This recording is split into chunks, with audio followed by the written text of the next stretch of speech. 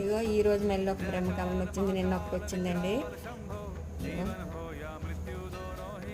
9:30కి వచ్చింది. ఇదండి చూడండి ఎంత మంచిగా వచ్చింది. ఇంకొకటి ఎల్లుండికి వస్తుందండి, అక్కడ ఒక్క ఉంది.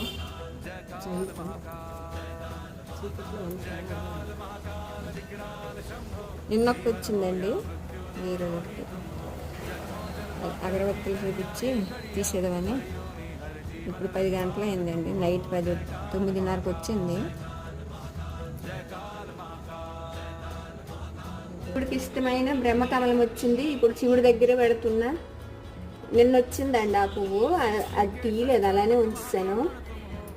ఇవ్వండి